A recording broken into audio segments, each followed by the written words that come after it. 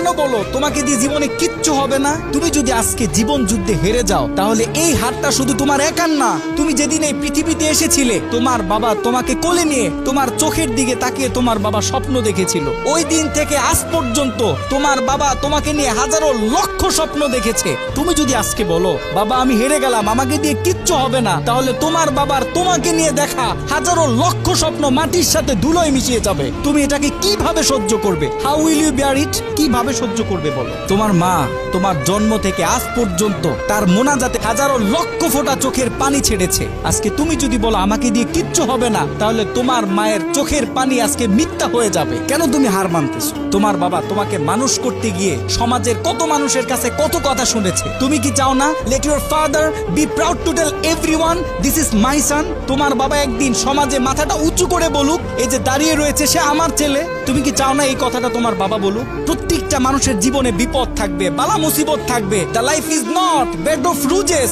এই পৃথিবীটা ফুল বিছানো কোনো বিছানা নয়। এখানে প্রত্যেকটা মানুষকে সংগ্রাম করতে হয়, লড়াই করতে হয়, বারবার পড়ে যাওয়ার পরেও আবার দাঁড়াইতে হয়। জীবন যুদ্ধে হার মানলে চলে না। তুমি যখন বেশি বিপদে পড়ে যাবে, তোমার চতুর্দিক যখন অন্ধকার হয়ে যাবে, তোমার জন্য সব দরজা যখন বন্ধ হয়ে যাবে, তুমি যখন ডিপ্রেশনে পড়ে যাবে, জাস্ট ক্লোজ ইওর আইস, চোখটাকে বন্ধ করো, টেক এ ডিপ ব্রিথ, গভীর একটা শ্বাস নাও এন্ড রিমেম্বার ইওর প্যারেন্টস। তোমার মা বাবাকে স্মরণ করো। তুমি স্মরণ করো তোমার মা তোমার জন্য কি কষ্ট করেছে। তুমি স্মরণ করো তোমার বাবা তোমাকে পড়ালেখা করানোর জন্য, তোমাকে মানুষ করানোর জন্য কত কষ্ট করেছে। তোমার জীবনের সব থেকে বড় মোটিভেশন হচ্ছে তোমার মা বাবা। মা বাবা ছাড়া একটা ছেলে মেয়ের জীবনে আর কোনো মোটিভেশনের দরকার হয় না। আর একটা কথা খুব ভালোভাবে মেমোরিতে সেট করে নিবে, আগার আপ জিন্দগি মে কুছ বড়া হোনা চাহতে হ্যায় তো আপকো সবর করনা হোগা।